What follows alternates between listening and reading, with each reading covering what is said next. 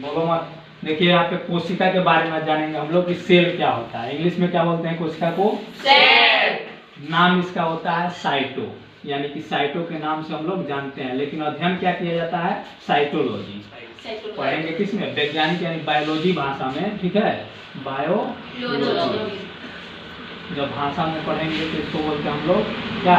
Biology, ठीक है ना। यानी कि साइटोलॉजी के बारे में हम लोग इसमें जानेंगे कि होता क्या है। तो सबसे पहले हम जानेंगे कि इसमें कोशिका का जो सेल का खोज किया वो कौन किया? तो रॉबर्ट हुक ने किया।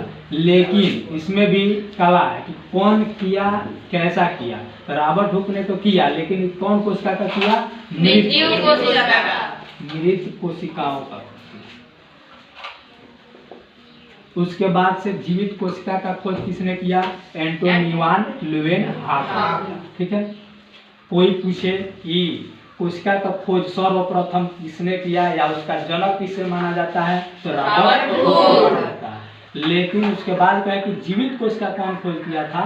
तो एंटोनी वान ल्यूवेनहॉफर। थोड़ा सा नाम बड़ा है, आराम से पढ़ेंगे आ जाएगा। एंटोनी वान ल्यूवेनहॉफर, ठीक है। सिद्धांत यानी कि नाम किसने दिया? तो स्लाइडेन-स्वान ने। नाम किसने दिया? वो स्लाइडेन-स्वान। अब देखिए ओवरऑल यानी कि हम लोग पढ़ेंगे कि सबसे छोटी कोशिका कहाँ होती है और सबसे बड़ी कोशिका कहाँ होती है। पूरी दुनिया के बात किया जाएगा, ठीक है।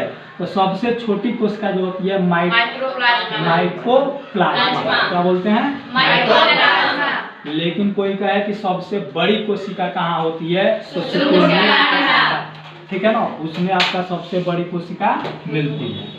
अब आ जाएंगे हम लोग मानव के बारे में, यानी कि हम लोगों के अंदर, जीव जंतुओं के अंदर, ठीक है।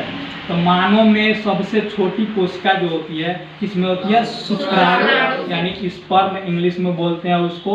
शुक्राणु के बारे में हम लोग अध्ययन इसके अगले चैप्टर में करेंगे कि क्या होता है। और सबसे बड़ी जो कोशिका होती है किसमें होता है? अंडाणु, यानी कि ये मानव में, यानी कि ये पुरुषों में पाया जाने वाला है और ये स्त्रियों में पाया जाने वाला है, ठीक है। यानी सबसे अगर पूछ दे कि मानव में सबसे छोटी कोशिका किसमें होता है? तो शुक्राणु।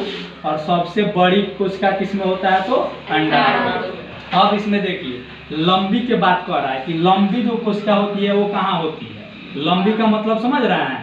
कह दे कि मान लीजिए कि क्या है, लाल किला बहुत लंबा है, ठीक है, और बोल दिया जाए कुतुब मीनार क्या है? चौड़ा है। तो लंबा का मतलब होता है कि आकाश में जाए, ठीक है, उसको लंबा बोलते हैं। चौड़ाई का मतलब क्या है? कि पूरे क्षेत्रफल को घेर के बनाया, तो उसको बोलते हैं हम लोग क्या?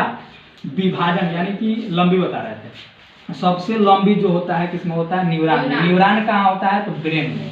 न्यूरॉन कहाँ होता है? ब्रेन में। तो ब्रेन में न्यूरॉन होता है। तो यहाँ पे जो होती है ये विभाजित रहित होती है, विभाजन इसमें नहीं होता है। विभाजन, कोशिका का विभाजन नहीं होता है, समझे? यानी कि अगर देखा जाता है, मान लीजिए मोटरसाइकिल चलाने वाले को पुलिस वाला क्यों मारता है? कि हेलमेट नहीं लगाया है। क्योंकि जो ब्रेन होता है अगर उस पर ज़्यादा चोट लग जाए तो तुरंत ये कोशिकाएं जो उनकी तुरंत मर जाएगी। यानी कि न्यूरॉन में विभाजन नहीं होता है। अलग लगेगा, विभाजन हो जाएगा, आपका ठीक हो जाएगा, लेकिन ब्रेन में लगेगा तो कभी ठीक नहीं होगा, तुरंत एक्सपायर भी हो सकते हैं। और बहुत ज़्यादा क्या होता है? विभाजन कहाँ होता है? तो विभाजन सबसे तेज कहाँ होने वाली है? तो लीवर में, ठीक है। यानी लीवर में कोई भी बड़ा ऑपरेशन या छोटा ऑपरेशन कोई भी किया जाता है तो लीवर को ही फाड़ के किया जाता है। वहाँ पे क्या होता है? 1 हफ्ता 15 दिन में 10 दिन में पूर्ण रूप से ठीक हो जाता है। इसलिए यहाँ पे जो होता है सबसे तेज विभाजन होने वाली जो जगह है लीवर है। अब विभाजन नहीं होने वाला कहाँ है? तो ब्रेन है।